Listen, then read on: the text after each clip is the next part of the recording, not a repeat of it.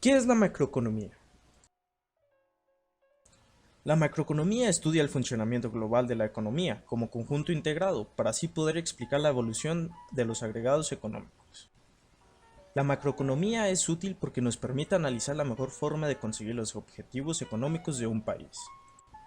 La política económica es la herramienta que tienen los gobiernos para alcanzar esos objetivos como, por ejemplo, conseguir la estabilidad de los precios, lograr el crecimiento económico, fomentar el empleo y mantener una balanza de pagos sostenible y equilibrada.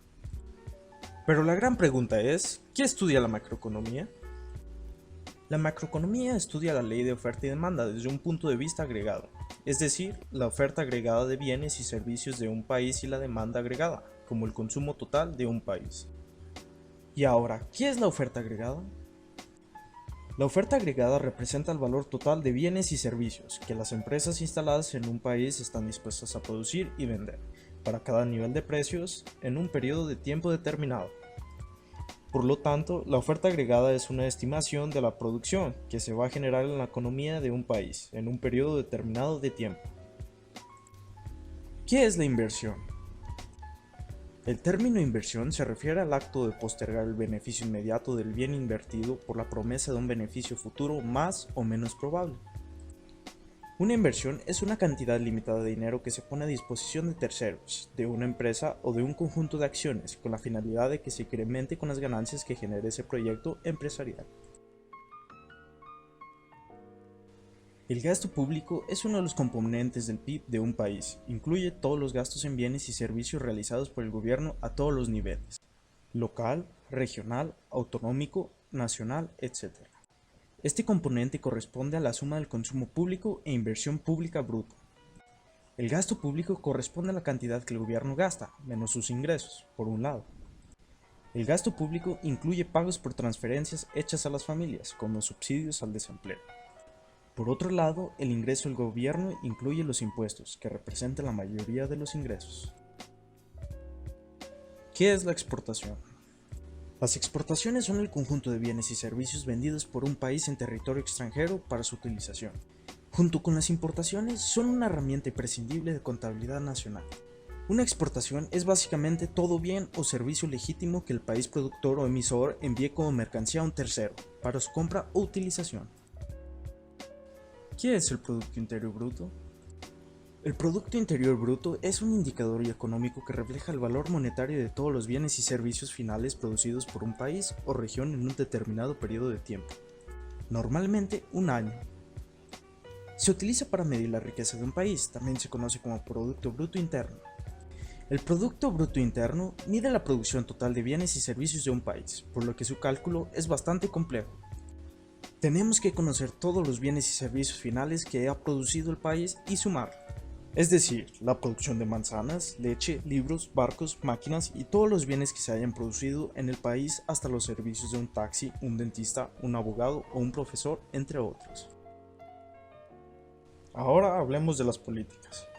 La política económica comprende las acciones y decisiones que las autoridades de cada país toman dentro del ámbito de la economía. A través de su intervención se pretende controlar la economía del país para proporcionar estabilidad y crecimiento económico, estableciendo las directrices para su buen funcionamiento. A medida que un gobierno va estableciendo una determinada política económica, se encarga de controlar de diferentes factores económicos importantes en la vida del país, como los presupuestos del Estado o del mercado laboral. Por así decirlo, el Estado conduce la economía de su territorio con las herramientas de la política económica. La política monetaria restrictiva es un tipo de política monetaria que persigue la reducción de la oferta monetaria en un país o territorio.